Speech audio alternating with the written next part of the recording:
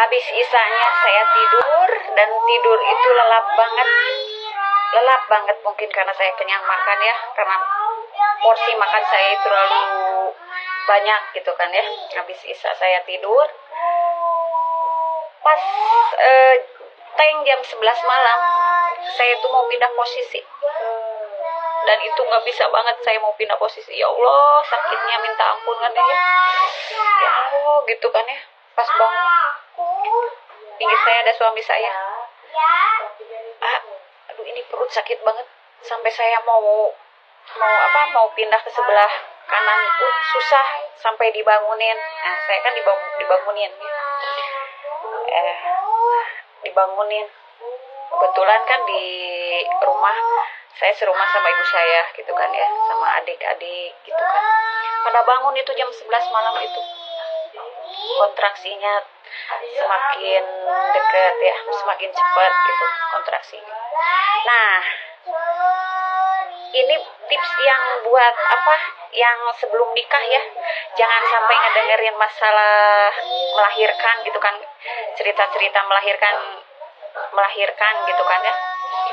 Nah saya itu takut, pernah pengalaman waktu perawan, pernah dengerin orang ngelahirin gitu kan ya, takut katanya di bidan digunting atau disesar atau gimana. Nah saya itu merasa takut karena kehamilan pertama ini, jadi saya nggak mau, pokoknya udah saya ngelahirin pengen di rumah aja sama dukun beranak. Kalau zaman dulu kan ya masih ini sama dukun beranak gitu, kalau sekarang kan udah enggak ya. Mungkin tingkat resiko keselamatan ibu dan bayi itu beda banget ya kalau buat sekarang ya. Dari dulu juga pasti gitu, cuman saya nggak mau karena waktu saya gadis saya pernah dengerin cerita yang melahirkan gitu, jadi saya kekeh nggak mau dibawa ke bidan sama suami saya juga. Udah kita ke bidan aja, nggak usah nunggu, karena kontraksinya kan mulai cepat gitu kan ya, mulai terus sering banget.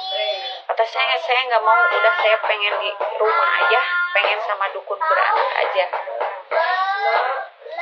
Jam 11 kontraksi mulai sering.